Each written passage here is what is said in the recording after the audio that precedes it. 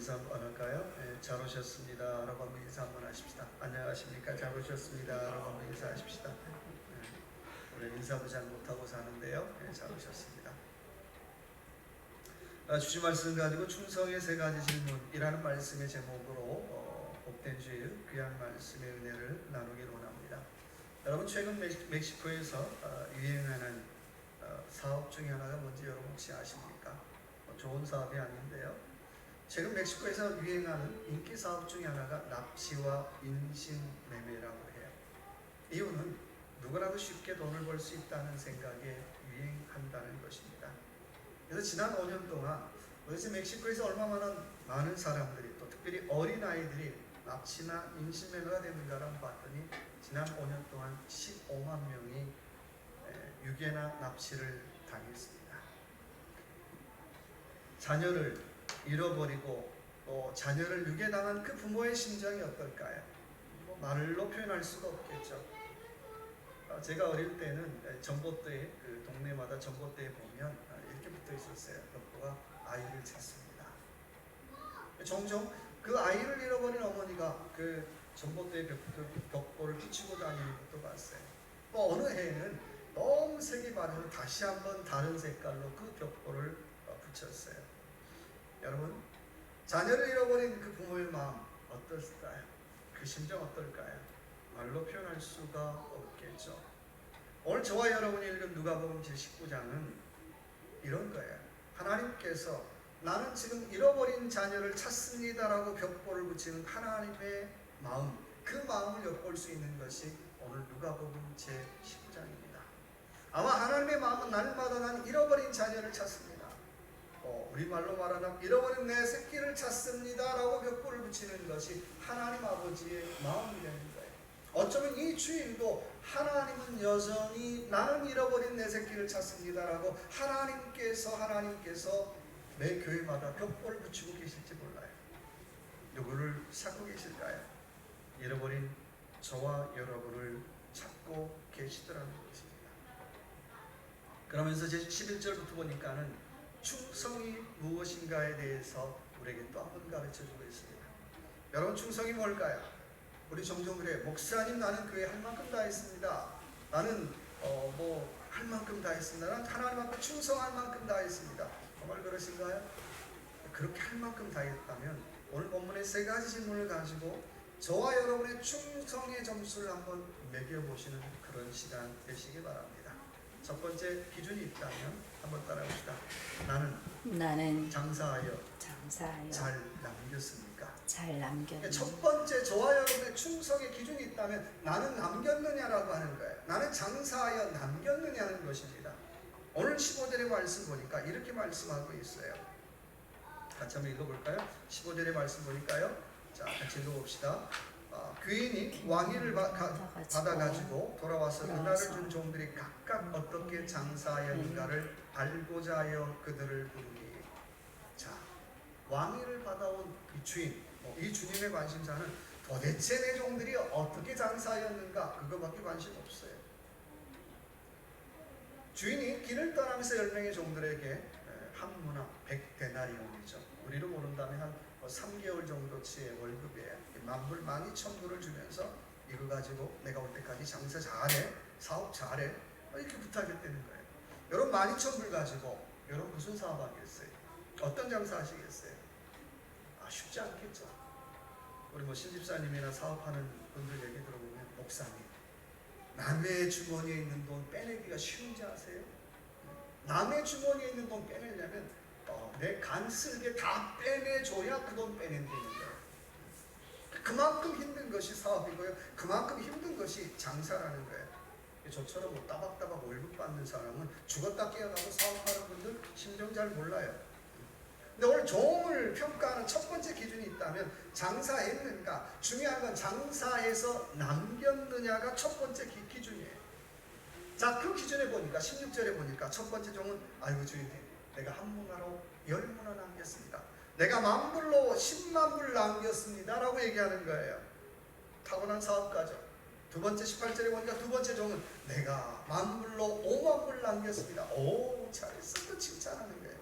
세 번째 종은 뭐라고 얘기합니까? 20절에 보니까 할게요. 나는 그 돈을 어떻게 해요? 수건으로 꽁꽁꽁꽁 싼 위에 두었다라고 얘기하고 있어요.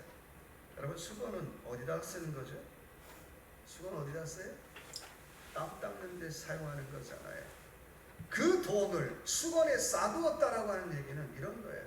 나는 원래부터 장사할 뜻 없습니다. 나는 원래부터 그 돈 가지고 땀 흘릴 뜻 없습니다. 나는 원래부터 그 돈 가지고 수고할 뜻이 없습니다라고 하는 표현이에요. 다른 말로 말하면 나는 아무것도 해보지 않겠습니다라는 거예요. 자, 주님은 그 종을 향해 뭐라고 얘기합니까? 22절 같이 한번 읽어볼까요? 22절입니다. 같이 한번 읽어봅시다. 주인이 이르되 악한 종아, 내가 내 말로 너를 심판하노니 너는 내가 두지 않은 것을 취하고 심지 않은 것을 거두는 엄한 사람인 줄을 알았느냐. 주인이 그 종을 향해서 뭐라고 평가해요? 악한 종아라고 얘기하고 있어요. 악한 종아. 저는 좀 의문이 드는데, 요즘 같은 세상에 사업하면 망하고 사업하면 실패하는 세상에 본전치기 잘했잖아요. 야, 너 좀 마음에 안 드는데 그래도 나쁘지 않아, 나 빼도 그 정도 해야 되잖아요. 본전치기 한 그 종을 향해서 이 악한 종아라고 첫 번째 책망을 하고 있어요. 오늘 본문만 놓고 본다면요, 여러분, 뭐가 악한 것인가요? 뭐가 잘못됐을까요? 뭐가 악하고 뭐가 잘못된 것일까요? 아무것도 하지 않은 것이 악한 거라는 거예요. 아무것도 하지 않는 것이 악한 거라는 거예요. 목사님, 저는 교회에요, 손해가 될 만한 일도 안 했고 이익이 될 만한 일 아무것도 하지 않았습니다. 악한 거예요. 그렇죠? 아무것도 하지 않은 무책임한 행동이 악한 거예요. 아무것도 하지 않은 무관심이 악한 거예요. 아무것도 하지 않은 방관이 악한 거라고 하는 것입니다. 오늘 말씀 보니까 27절에 보니까 그런 사람 가리켜서 어떻게 해요? 원수를 끌어다가 내 앞에서 죽이라고 말씀해요. 여러분, 얼마나 무서운 얘기예요. 유명한 디트레이트 보네퍼의 얘기입니다. 오늘날 성도들이 목사님, 죄가 무엇입니까? 라고 질문했어요. 그래서 디트레이트 보네퍼가 그런 얘기를 했어요. 여러분, 제가 실례를 한번 들어볼게요 하면서 얘기를 해줬어요. 한 미친 사람이 운전을 하고 있다는 거예요. 그 자동차에 탄 사람들은 그 미친 운전수 때문에 불안해가지고 내가 이러다 죽는 거 아니야? 죽는 거 아니야? 죽는 거 아니야? 라고 걱정하고 있다는 거예요. 근데 그때 어떤 사람은 주여 기도한다고 하면서 아무것도 하지 않는다는 거예요. 여러분, 뭐가 죄입니까? 기도한다고 하면서 아무것도 하지 않은 방관한 그 사람이 죄라는 거예요. 그 사람이 악한 사람이 되는 거예요. 그럴싸하잖아요. 자, 여러분, 한번 생각해 봅시다. 그러면 영적으로 내가 하나님 앞에 장사한다는 의미가 뭘까요? 이런 거예요. 고린도전서 5장 9절의 말씀에 그런즉 우리가 거하든지 떠나든지 주를 기쁘시게 하는 자가 되라. 누굴 기쁘시게 하라고요? 주님을 기쁘시게 하는 자가 되라. 여러분, 뭘 하든지 간에 내가 주님을 기쁘시게 하면 영적으로 내가 장사하는 것이고 영적으로 내가 남는 거예요. 아멘. 기쁘다는 말은 헬라어로 뭐라 그랬습니까? 카라. 여기서 그 유명한 카리스, 은혜가 나온 거예요. 여기서 그 유명한 카리스마, 은사가 나와요. 이 말을 거꾸로 얘기한다면 저와 여러분이 뭘 하든지 간에 우리는 카라에서부터 시작해야 돼요. 내가 그 일을 하는 동기가 뭐냐는 얘기예요. 내가 사업을 하는데 사업을 하는 동기가 뭡니까? 카라인가요? 내가 직장 생활하는 동기가 뭡니까? 카라인가요? 내가 가정 생활하는 동기가 뭡니까? 카라인가요? 내가 목회하는 동기가 뭡니까? 카라인가요? 카라가 아니면 애꿎은 마스카라만 칠하고 다니는 거예요. 그리고 어떻게, 아휴, 난 이거라도 해야지. 여러분, 마스카라 칠하기 전에 내 안에 카라가 있는가라는 질문 해보시기 바랍니다. 내 안에 카라, 기쁨이 있으면 내가 영적으로 무엇을 해도 남는 장사예요. 내 안에 카라, 영적으로 기쁨이 있으면 내가 무엇을 해도 유익이 되는 거예요. 아멘. 근데요, 내가 무엇을 하든지 간에 카라가 없으면 나는 무엇을 해도 미치는 장사예요. 내가 미치는 장사라는 증거가 뭔지 아세요? 내 뒤에 따라다니는 거 가만히 한번 보세요. 불평, 험담, 원망, 타도. 그리고 그 인생 뭐가 될까요? 안 봐도 알잖아요. 두 번째, 평가 기준은 한번 따라해봅시다. 나는 지극히 작은 것에 얼마나 충성했습니까? 얼마나 충성했습니까? 두 번째 평가 기준이 있다면 나는 지극히 작은 것에 얼마나 충성했습니까? 라는 질문입니다. 오늘 17절의 말씀 보니까 이렇게 말씀해요. 주인이 이르되 잘하였다 착한 종이여 내가 어떻게 해요? 지극히 작은 것에 충성하였으니 열고울 권세를 차지하라 하고 라고 말씀하고 있어요. 주님 뭐라고 칭찬하세요? 너 대단한 일 했다 그렇게 얘기하지 않아요. 너 지극히 작은 일 충성했네? 그래 그러면 그래도 어떻게 해요? 너 열고울 권세 네가 차지했으면 좋겠다라고 얘기하는 거야. 열고울을 요즘 말로 말한다면 이렇게 표현할 수 있겠죠. 군수 정도 되지 않겠어요? 내가 하나님 앞에 장사 한번 잘했더니 장사 잘해서 남겼더니 하나님께서 내게 주신 축복은 너 오늘부터 군수해. 군수. 템파 군수, 저기 힐스브로 군수해. 군수를 보너스로 주고 계시더라는 거예요. 그렇다면 충성은 어디서 하는 걸까요? 충성은 지금 하는 거예요. 종종 말 같지 않은 얘기하는 사람이 있어요. 목사님 나는 여기서는 충성 못하고 다른 데 가면 충성할 겁니다. 웃기는 얘기죠. 내가 여기서 충성 못하면 다른 데 가도 충성 못해요. 내가 여기서 예배 못 드리면요 다른 데 가서 어떻게 해요? 예배 제대로 못 드려요. 내가 지금 여기서 기도 못하면 다른 데 가서 어떻게 백날 천날 있어도 기도 못해요. 그렇잖아요. 여기서 하나님 앞에 영광을 돌리지 못하는데 다른 데 가서 하나님 앞에 영광, 이거 다 말이 안 되는 얘기예요. 우리가 예배는 하나님 앞에 영광을 돌리는 시간이죠. 이 말을 우리말로 표현한다면 내가 예배 드릴 때마다 하나님 앞에 복을 쌓는 시간 있습니다. 복을 쌓는 시간이에요. 내가 지난주에도 복을 쌓고 내가 수요일 날에도 복을 쌓고 새벽 기도에도 복을 쌓고 복을 계속 쌓는 거예요. 그렇다면 저와 여러분의 삶 예배 들을 때마다 하나님 앞에 내가 복을 쌓고 계시느냐는 거예요. 그 먼 길 그 가스값 들여가면서 하나님 앞에 복이 아니라 화를 쌓고 계시는 것 아닌지 한번 질문해 보시기 바랍니다. 내가 지금 여기서 기도하지 않으면 다른 곳에 가서 기도하지 못해요. 내가 지금 여기서 하나님 앞에 충성하지 못하면 다른 곳에 가서도 어떻게 해요? 충성하지 못해요. 그 목사님이 작은 건데 지금 작은 것에 충성 못하면 큰 것에도 충성하지 못하더라고 하는 것입니다. 제가 아는 권사님 중에 한 분이 순자가 반장선거에 나갔어요. 반장선거에 반아이가 한 20명 된대요. 근데요 20명 반장선거에 나가는데 후보자가 2명이래요. 자기 손자 하나 다른 아이 하나. 근데 자기 손자가 나가는데 엄마 아버지 형제들 다 뛰어다니더라는 거예요.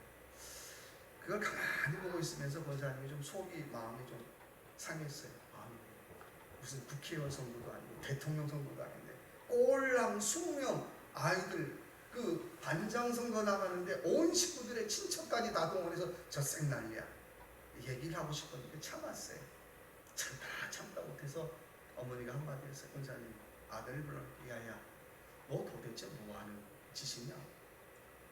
아니 그 손자 걔 반장선거 나가는데 온 가족의 친척들까지 다 동원해서 이게 웬 쌩난리냐. 그게 뭐 대단한 일이라고.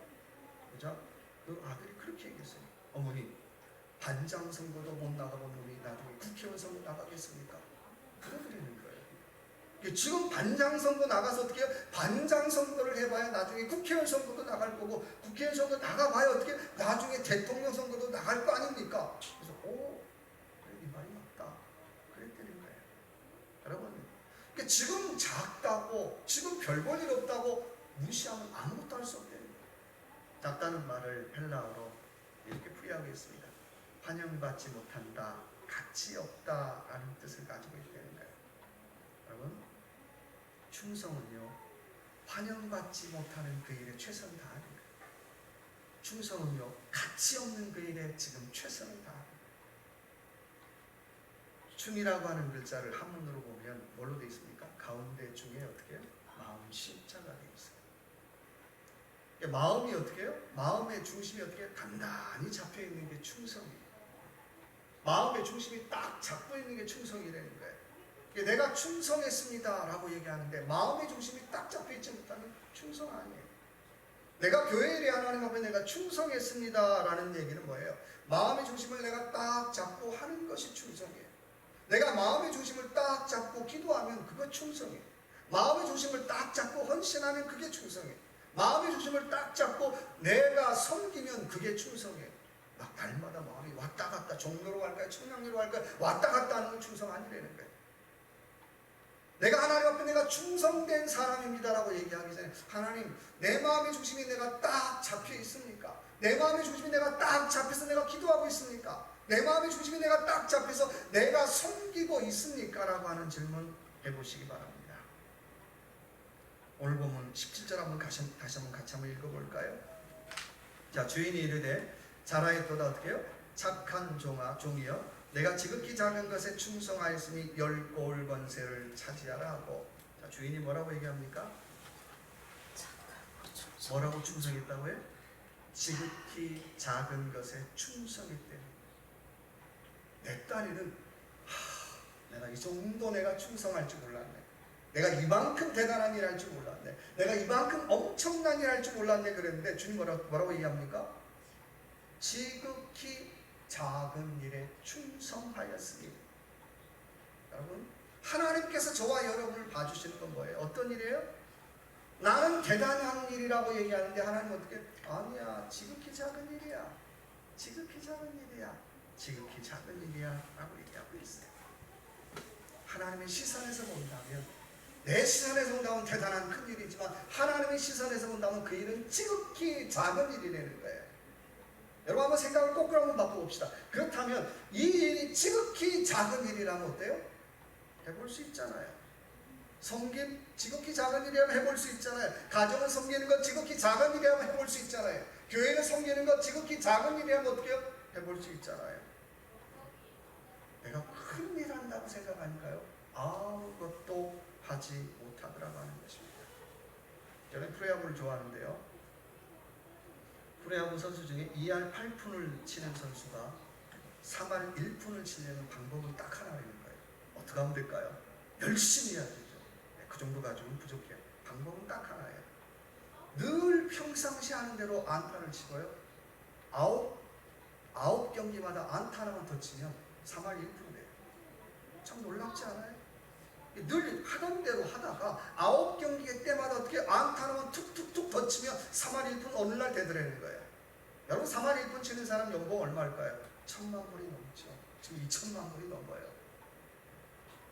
3할 1푼하고 2할 8푼하고 2할 8푼은 보통 선수, 3할 1푼은 어떻게 정말 대단한 타자 그렇게 평가하는 거예요. 방법은 딱 하나라는 거예요. 9경기 때마다 내가 신경 써서 안타 하나만 더 쳐야지. 그러면 3할 1푼 되더라는 거예요. 작은 것 같지만 안타 하나 더 치고 못 치고가 좋은 타자, 보통 타자를 나누더라고 하는 것입니다. 오늘 이 말을 오늘 저와 여러분의 신앙생활에 그대로 한번 적용해 본다면, 누가 좋은 성도입니까? 누가 훌륭한 성도일까요? 아무 간단하죠. 9일에 한 번 뭐 하면 돼요? 9경기가 아니고 9일에 한 번 더 기도하면 돼요. 9일에 한 번 더 섬기면 되고요. 9일에 한 번 더 교회에 관심 가지면 돼요. 근데 그걸 못 하더라는 거예요. 그거 한다고 되겠습니까? 안 하면 보통 성도, 어떻게 그거 하면 충성된 성도 차이가 나더라고 하는 것입니다. 세 번째 질문은, 자, 한번 따라해 봅시다. 주님이 더 주고 싶어하는 종입니까?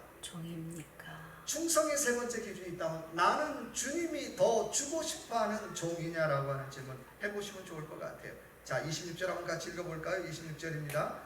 주인이 이르되 내가 너희에게 말하노니 무릇 있는 자는 받겠고 없는 자는 그 있는 것도 어떻게 해요? 빼앗기리라. 좀 말이 이상하잖아요. 있는 자는 어떻게 해요? 더 받는데 없는 자는 어떻게 해요? 더 빼앗긴대요. 주님은 오늘 있는 자와 없는 자를 나누세요. 여러분, 누가 있는 자인가요? 남긴 사람. 그럼 누가 없는 자인가요? 이익을 남기지 못한 사람이 없는 자죠. 그런데 오늘 주님의 계산법 뭡니까? 너 남기지 못해서 너가 줘. 빼앗더라는 거예요. 여러분, 없는 것도 억울한데, 내가 장사 못한 것도 억울한데, 내가 사업 못한 것도 억울한데 어떻게 줘? 뺏어서 어떻게 있는 사람에게 주더라고 하는 것입니다. 여러분, 불만 있잖아요. 근데 이것이 주님의 계산 방식이에요. 하나님은 공평하세요. 하나님은 공짜가 없으세요. 하나님은 하나님 앞에 충성한 사람에게 꼭 하는 보상이 뭐냐면 자꾸 어떻게 더 주고 싶어 하더라고요. 너 더해. 나 충분한데 아니야. 너 충성하니까 더해. 근데 거꾸로 하나님 앞에 불의한 사람은 어떻게 해요? 있는 것도 너 내놔 빼앗아 가시더라고 하는 것입니다. 여러분 주변에서 잘 되는 분 가만히 한번 보세요. 우연일까요? 세상 말로 운이 좋아서일까요? 주변에서 잘 되는 분 가만히 보면요 다 이유가 있어요. 잘 되는 성도 보면 다 이유가 있어요. 가만히 보면 하나님께서 자꾸 주고 싶어 하시더라는 거예요. 가정에도 주고 싶어 하고 사업에도 주고 싶어 하고 그의 삶 속에 자꾸 어떻게 주고 싶어 하시더래요. 하나님 나 충분한데 아니야 너는 더 가져도 돼. 안 되는 가정도 없는 거예요. 자꾸 빼앗아 가서 아우 나 이것도 없는데 아니야 너는 충성하지 않아서 그것조차도 내놔. 하나님 빼앗아 가시더라는 거예요. 여러분 저와 여러분 어떤 인생 되기를 원하십니까? 기왕은 하나님이 자꾸 주고 싶은 인생 되시길 주님의 이름으로 축원합니다. 은혜도 자꾸 주고 싶은 인생 되라는 거예요. 물질도 자꾸 주고 싶은 인생 되시라는 거예요. 그러니까 하나님이 자꾸 주고 싶은 인생은 뭘 해도 잘 돼요. 근데요 하나님이 자꾸 빼앗아가는 인생은요 뭘 해도 안 돼요. 하나님 보세요. 이 시간에 저와 여러분 하나님 앞에 그런 정직한 질문 한번 해봤으면 좋겠어요. 나는 하나님이 주고 싶은 인간인가? 내 인생은 하나님이 주고 싶은 인생인가? 아니면 난 내 인생은 하나님이 자꾸 빼앗고 싶은 인생인가? 질문해 보시라는 거예요. 하나님이 빼앗아가면요 내가 노력해도 안 되는 거예요. 왜 안 될까? 운이 없을까? 부모를 잘못 만난다? 환경을 잘못 아니죠. 하나님이 자꾸 뺏어가더라는 거예요. 그래서 정말 하나님 내가 하나님이 자꾸 나를 보고 주고 싶어하는 삶 되기를 원합니다. 은혜도 주고 싶어하고 복도 주고 싶어하고 물질도 주고 싶어할 때 그 인생이 그 삶이 복이 있더라고 하는 것입니다. 마태복음 25장에 보면 문화 비유와 비슷한 달란트 비유가 나옵니다. 달란트 비유에 보니까는 달란트를 남긴 종들에게 주님이 이렇게 칭찬하세요. 내 주인의 즐거움에 참여할지다 라고 복을 내리세요. 나는 한 것은 꼴랑 작은 일인데 하나님께서 우리에게 주신 것은 굉장히 큰 축복을 하시잖아요. 그리고 어떻게 너 잘했어. 내 주인의 즐거움에 너 참여해 라고 칭찬하시더라는 거예요. 여러분 주인의 즐거움에 참여한다는 게 뭘까요? 쉬운 번역에 보니까 이렇게 표현하고 있어요. 주인과 마음 통하는 삶을 살 수 있는 복이라고 표현하고 있어요. 여러분 성도에게 최고의 복이 있다면 뭘까요? 하나님 마음 아는 거예요. 하나님과 마음 통하는 거잖아요. 저는 4대 5대째 신앙생활하는데 제 마음에 소원이 있다면 하나님 마음 좀 알아가. 하나님 마음 좀 통하는. 내가 4대 5대를 신앙생활하면 뭐 하겠습니까? 하나님 마음 하나 모르는데. 내가 수십 년 하나님의 이름을 부르고 수십 년 성경을 보고 수십 년 설교를 하고 들었는데 하나님 마음을 모르면 어떻게 해요? 왕이잖아요. 여러분 어떠신가요? 내가 하루를 살아도 하나님 마음을 어떻게 해요? 알고 하나님 마음을 내가 통한다 그러면 내 인생, 내 삶, 내 신앙생활 보람 있네 그렇게 얘기할 거 아니에요. 성도에게 최고의 복은 하나님 마음과 통합니다. 원하기는 저와 여러분에게 주신 사명, 소명이 있다면 작은 것이라도 해보시기 바랍니다. 우리가 쓰는 스마트폰, 여러분 스마트폰 가지고 여러분 뭐 하십니까? 만약에 스마트폰 가지고요 전화만 한다 그러면 그 사람 어떤 사람이에요? 죄송합니다 바보 같은 사람이죠. 아니 목사님 스마트폰 가지고 전화하지 뭐예요? 아니죠. 그거 가지고 은행 결제, 식당 결제, 정보 거의 컴퓨터잖아요. 얼마나 많은 기능이 있는지 몰라요. 근데 나는 만약에 스마트폰 가지고 나는 그냥 전화만 할 거야 그리고 자랑하고 다닌다면 나머지 기능은 내가 모르는 것하고 똑같아요. 마찬가지로 하나님께서 저와 여러분에게 참 많은 사명과 달란트를 주셨어요. 얼마나 사용하고 계십니까? 때로는 그게 작다고 무시하고 또 하찮하다고 무시하고 가치 없다고 무시하고 살아가지는 않는지 원하기는 저와 여러분의 삶, 저와 여러분의 신앙생활 주신 사명 하나라도 소홀히 하지 말고요. 하나님 내가 잘 써볼게요. 작지만 내가 잘 써볼게요. 또 하나님 내가 작지만 내가 소홀히 하지 않을게요. 하나님 그래서 내 인생이 하나님께서 나를 보고 자꾸 부어주고 싶은 인생 은혜도 부어주고 싶고 복도 부어주고 싶고 물질도 부어주고 싶고 건강도 부어주고 싶은 그런 인생을 살아가는 저와 여러분의 삶이 되시길 주님의 이름으로 축원합니다. 같이 한번 기도하겠습니다. 기도할 때 하나님, 내가 작다고 무시하지 말고 작은 일에 충성하게 하시고 정말 주님이 자꾸 부어주고 싶어하는 그런 인생 되기를 원합니다. 물질도 부어주고 건강도 부어주고 은혜도 부어주는 그런 인생 되기를 원합니다 라고 한번 이 시간 주여 한번 외치고 같이 한번 통성으로 같이 한번 기도하겠습니다.